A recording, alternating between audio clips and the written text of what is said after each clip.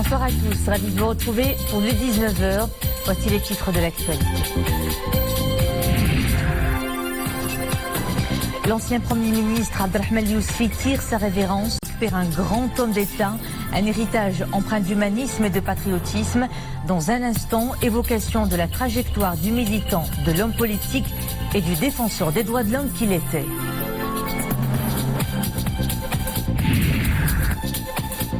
Covid-19, 71 nouveaux cas confirmés, 76 nouvelles rémissions, aucun décès. Les indicateurs épidémiologiques tendent visiblement vers le vert. Nous verrons cette fois à Saïdia qui enregistre désormais 0 cas de réanimation.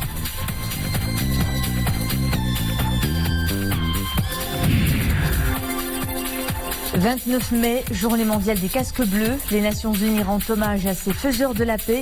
Plus de 2100 éléments des forces armées royales sont actuellement déployés dans des missions onusiennes en Afrique.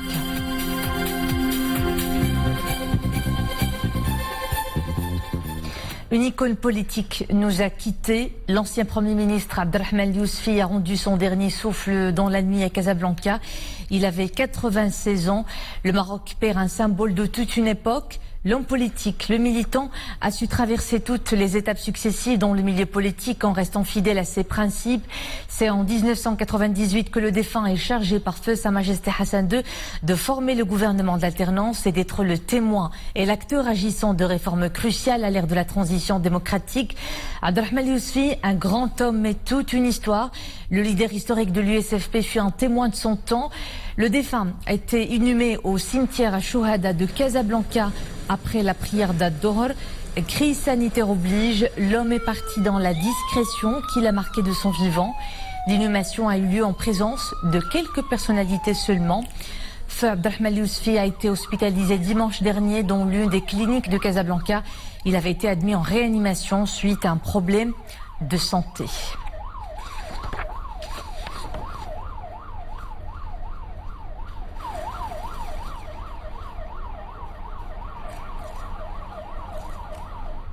Et avec la disparition de Sir Abdelrahman Yousfi, le pays perd l'une des figures emblématiques à la fois du socialisme et du nationalisme, en plus du militantisme pour la promotion des droits humains.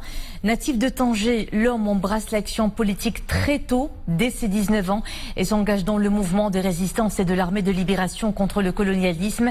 L'infatigable homme de gauche a été de tous les combats et se distinguait par sa vision du temps long. Nisrel Hamdaoui évoque dans ce portrait la vie et l'œuvre d'un homme d'État hors pair.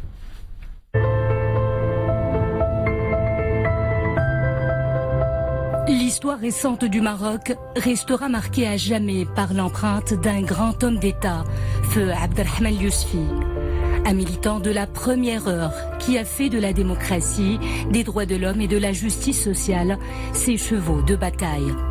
Né à Tanger le 8 mars 1924, feu Abdelrahman Yousfi avait intégré le mouvement national très tôt, alors qu'il fréquentait encore les bancs du lycée Moulay Youssef de Rabat en tant qu'élève interne. Très jeune aussi, il s'engagera au sein du parti de l'Istiqlal.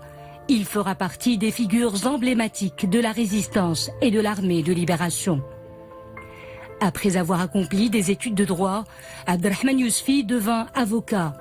Et à l'indépendance du Maroc, il s'engagera du côté de la gauche marocaine comme militant au sein de l'Union nationale des forces populaires, baptisée en 1975 l'Union socialiste des forces populaires.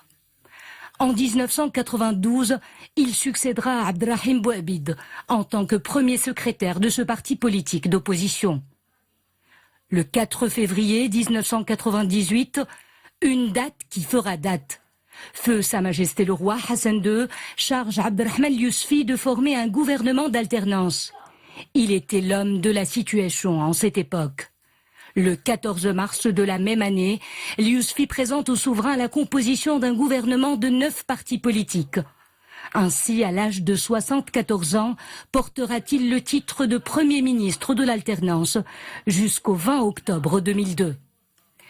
En 2016, un prestigieux hommage lui sera rendu par Sa Majesté le roi Mohamed VI, lorsque le souverain inaugure en sa présence, au cœur de Tanger, sa ville natale, une avenue portant le nom du défunt. Un signe fort qui témoigne de la haute sollicitude dont Sa Majesté le Roi l'entoure. Les hommages continueront à son égard.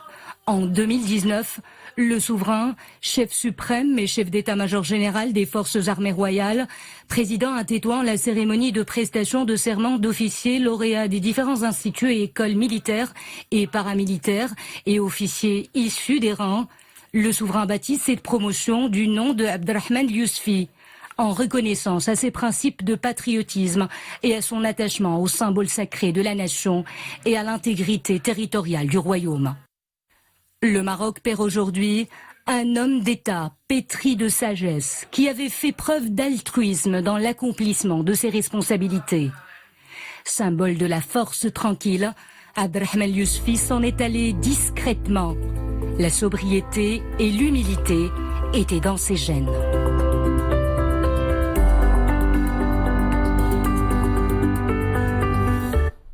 Abderrahmane Yousfi nous a quittés, mais son œuvre perdure, ses valeurs et son legs, un legs inestimable d'un humaniste engagé pour les nobles causes. L'homme, c'est aussi un grand capital sympathique que tous les Marocains ne lui rendent bien. À leur tête, Sa Majesté le Roi Mohamed VI, qui n'a eu de cesse de l'entourer de sa haute sollicitude. L'empreinte de Si Abderrahmane est partout. Une avenue donc porte son nom à Tanger, sa ville natale, un hommage à son patriotisme au service des causes du pays. Son décès est une grande perte pour le Maroc. C'est ce que nous dit ces témoignages émouvants. Nisrine Oustar.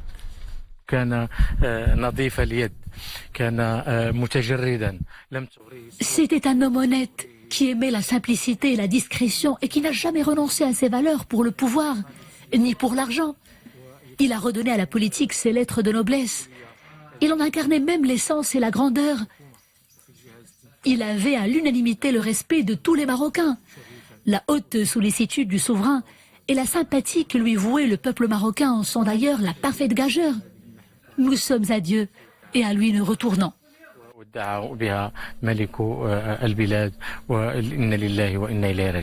شخصيا بالنسبة لي كان أستاذا تعلمت خلال عملي معه. Il était pour moi un père spirituel, mais aussi un grand professeur, un véritable menteur. Il m'a enseigné comment réfléchir, comment bien mener à bien des projets politiques, et surtout comment trancher pendant les moments décisifs. Nous avons tous perdu aujourd'hui un homme d'une grande sagesse, d'une extrême perspicacité et d'une immense bienveillance envers les plus vulnérables. Il me manquera, c'est certain. رجل عمل على أن ينهض خلال مهامه الحكومية بالفئات الهشة. Vient de perdre une personnalité exceptionnelle, notre cher défunt Maître Abderrahmane Yousfi, qui a joué un rôle crucial dans plusieurs domaines. Tout d'abord, en première ligne du mouvement de résistance pour l'indépendance de notre pays, et aussi dans le processus des droits de l'homme, que ce soit au niveau international, au niveau arabe, à travers la création et aussi les actions de l'Organisation arabe des droits de l'homme, et aussi au niveau national. Et il a été à l'origine de la création de l'Organisation marocaine des droits humains. Il a joué un rôle crucial dans l'alternance démocratique consensuelle et dont on récolte depuis plus de 2 décennies les fruits.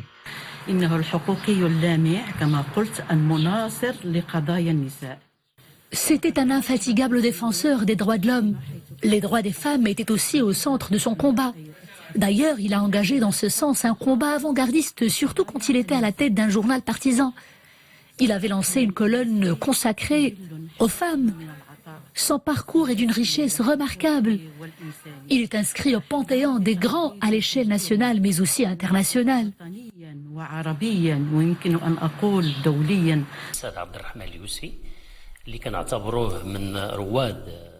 Il ne faut pas oublier que Si Abderrahmane Yousfi était aussi un grand journaliste. Il était à la tête d'un journal d'opposition pendant le début des années 60. Il a aussi participé à la création du syndicat national de la presse en 1963. Le défunt a d'ailleurs gardé des liens viscéraux avec les journalistes, le travail de terrain, mais aussi le combat pour le renforcement des droits de l'homme et la liberté d'expression surtout.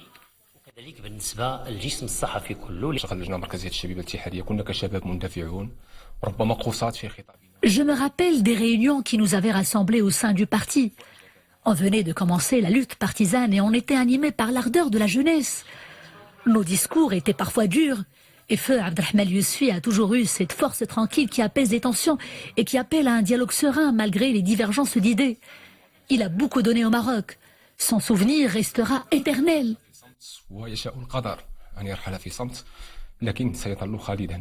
اللي تعرفت عليه عن طريق الوالد وطبعا الاساسي في حياته كان من اجل بلاده.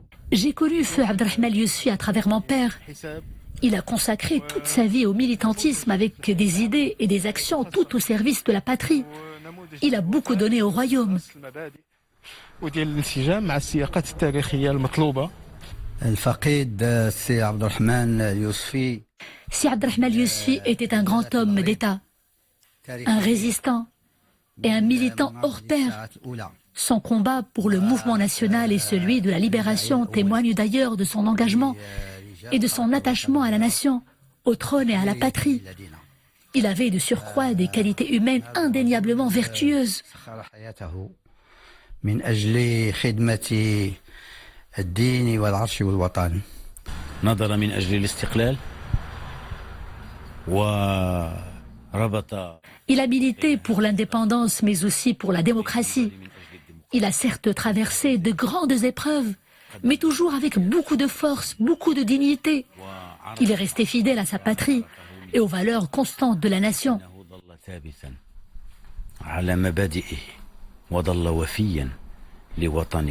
تجربة كبيرة في المجال السياسي وتجربة كبيرة في إدارة اليسار والقضايا التي اختلف فيها اليسار والتي ناقشها اليسار. Nous perdons aujourd'hui un homme qui a marqué de façon remarquable l'expérience de la gauche marocaine pour construire le Maroc de demain, le Maroc de l'ouverture, de la modernité et des droits de l'homme. Ce témoignage est sincèrement très loin d'être exhaustif. Difficile d'ailleurs de résumer le parcours du défunt en quelques secondes. لذلك من الصعب اختزال حياة وعطاءات السي عبد الرحمن اليوسفي في بعض الدقائق. وطني غيور رجل دولة بامتياز لعب أدوار أساسية في الحركة الوطنية لتحرير الوطن. C'était un grand commis de l'État. Il a joué un rôle clé dans le mouvement de l'alternance démocratique consensuelle pour le renforcement des droits de l'homme. C'est grâce à lui que de grandes réformes ont été engagées pendant la période de l'alternance.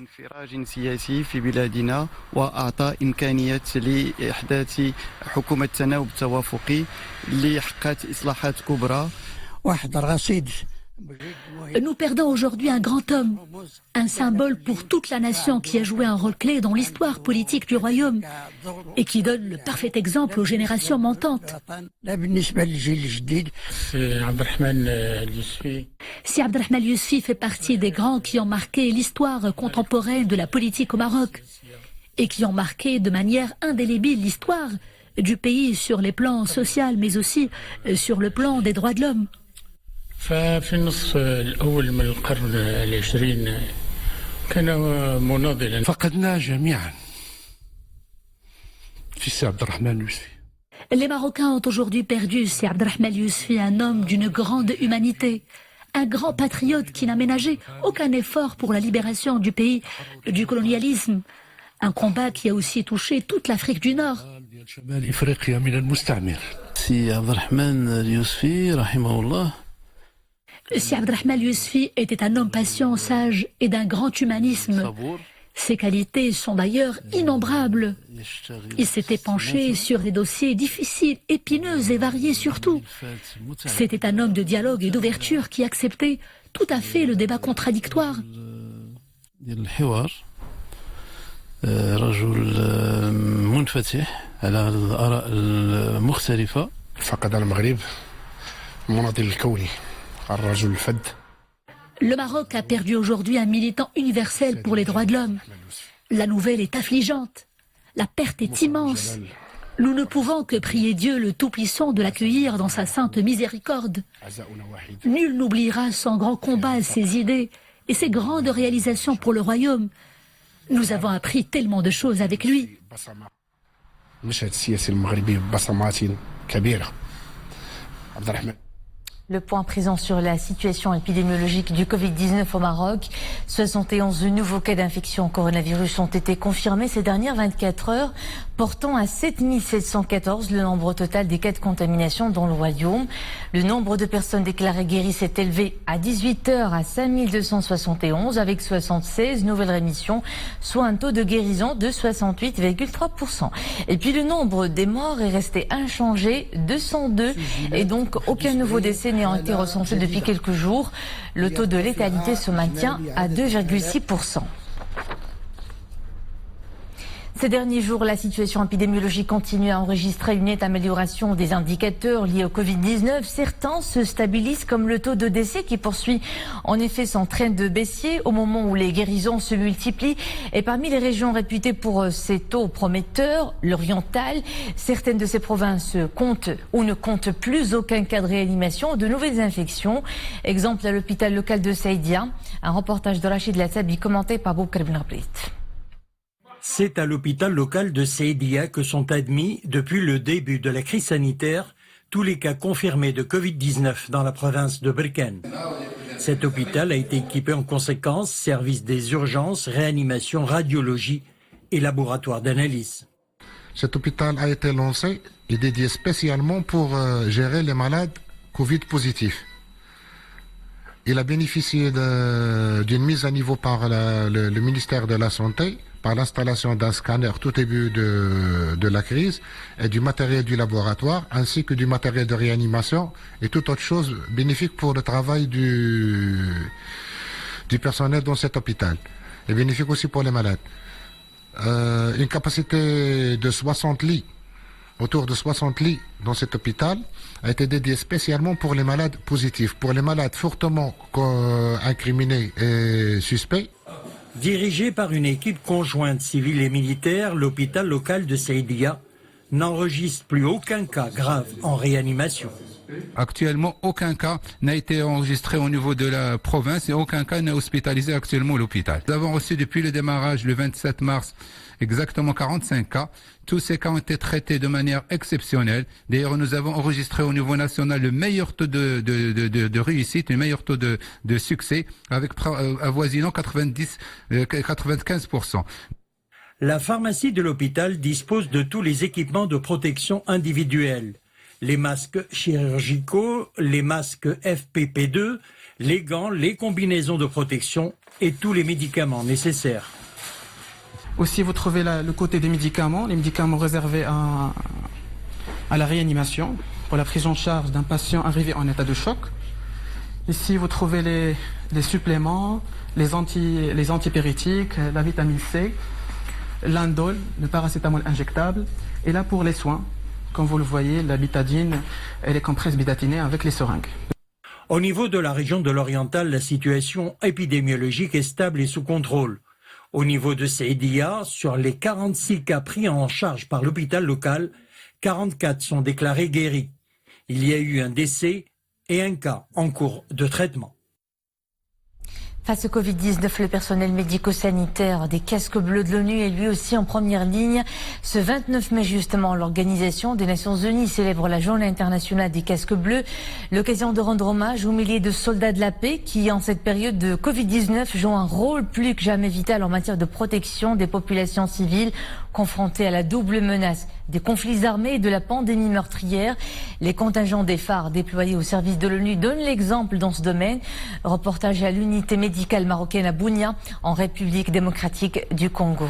Mariam Messi. Nous sommes à Bounia, ville au nord-est de la République démocratique du Congo. Le contingent marocain déployé au sein de cette mission onusienne prête main forte dans la lutte contre la double crise armée et sanitaire qui touche le territoire. Au-delà des soins médicaux prodigués, une prestation d'autant plus vitale s'impose en ces temps de pandémie, celle de la sensibilisation. Je vais vous montrer le protocole de lavage des mains. فيما يخص الحالة الوبائية للكوفيد 19 La situation épidémiologique Covid-19 est stable dans la région. 2 cas seulement ont été enregistrés en 2 mois. L'hôpital militaire de campagne marocain déploie des mesures massives et régulières en prévision de l'apparition d'éventuelles nouvelles contaminations. Le stock en équipements et médicaments qui nous est parvenu du Royaume du Maroc et des Nations Unies est suffisant pour gérer toute affluence. À l'unité médicale marocaine niveau 2, un personnel de santé dévoué, 8 médecins polyvalents, 18 infirmiers et aides-soignants au chevet des employés des Nations Unies, civils et militaires, des membres des ONG, des forces armées de la République démocratique du Congo, en plus d'une population locale fragilisée. Des prestations polyvalentes bénévolement prodiguées par ces hommes et femmes servant sous le drapeau du Maroc et de l'ONU. En plus d'être une expertise onusienne, la noble mission qui m'est assignée est pour moi une belle occasion de représenter la femme marocaine à l'échelle internationale et surtout de démontrer la vive adhésion du Maroc aux principes de base de l'ONU. Se joignant à mes collègues soldats de la paix exerçant que ce soit dans le secteur médical ou social, mon ultime ambition est de porter haut les couleurs du royaume. Ici à Bounia, nous sommes nombreux à participer aux côtés de collaborateurs issus des 4 coins du globe aux missions humanitaires sous la supervision des Nations Unies. Avec 2161 militaires déployés dans les missions de maintien de la paix à travers le monde, le Maroc est l'un des principaux pays contributeurs en troupes. Avec héroïsme et dévotion, ces soldats en première ligne sacrifient leur vie pour protéger des civils en proie à la guerre. Un défi doublement relevé aujourd'hui pour contenir la menace que fait courir la pandémie dans les pays où ils opèrent. À New York, un casque bleu des forces armées royales décédé dans l'exercice de sa noble mission de maintien de la paix au sein de la mission des Nations Unies en République centrafricaine. La MINUSCA a reçu aujourd'hui à titre posthume la médaille Dag Hammarskjöld qui rend hommage au casque bleu de l'ONU. Il s'agit du soldat de première classe Saad Zrari qui a perdu la vie le 31 mai 2019 à l'âge de 24 ans alors qu'il servait dans le cadre de la mission multidimensionnelle intégrée des Nations Unies pour la stabilisation en République centrafricaine. Nous restons dans le continent. La Chambre de commerce et d'industrie marocaine en Côte d'Ivoire a remis aujourd'hui à Abidjan des packs de denrées alimentaires à 2000 familles ivoiriennes pour les soutenir en ces temps peu favorables du coronavirus. La cérémonie de remise des dons a été supervisée par l'ambassadeur du Maroc en Côte d'Ivoire en présence de la ministre ivoirienne de la Solidarité. En attendant le déconfinement, l'activité économique reprend doucement. Usines, unités industrielles et de production n'ont d'autre choix que de s'adapter aux contraintes du Covid-19. Réduction des staffs, réorganisation de la chaîne du travail et respect des mesures de sécurité sanitaire pour éviter autant que faire se peut le risque de contamination. Illustration dans ce reportage à Marrakech où notre équipe s'est rendue dans une usine de conditionnement de thé. Amina Allah, Mouatassim Bilal Bouazaoui, Mounia Marouche. Le bruit des machines reprend enfin après 2 mois de silence. Nichée dans le quartier industriel de Marrakech, cette usine spécialisée dans le conditionnement de thé a repris tout doucement sa production. Une reprise partielle avec un personnel réduit et des heures de travail limitées. Notre activité a été touchée par cette situation de Covid, mais on essaye de s'adapter, bien sûr, et le personnel, on pense aussi à sa sécurité. Avant, on travaillait 3 shifts, 7 heures par shift. Actuellement, on les a réduits à 5 heures pour la sécurité des employés. Dans cette unité industrielle, l'activité a démarré sous le signe de la prudence et de la vigilance. Tout un protocole est mis en place pour préserver la santé de ces 64 employés. On avait déjà prévu la distanciation sociale. Ça fait partie des designs de nos lignes comme vous avez pu voir lors de la tournée. Donc on a aussi ajouté quelques mesures après l'apparition de cette pandémie. Donc par exemple la distribution des masques à l'entrée 2 fois par jour, le renforcement des contrôles hygiène, chose qu'on avait déjà vu qu'on est certifié IFS, ISO 22000, etc.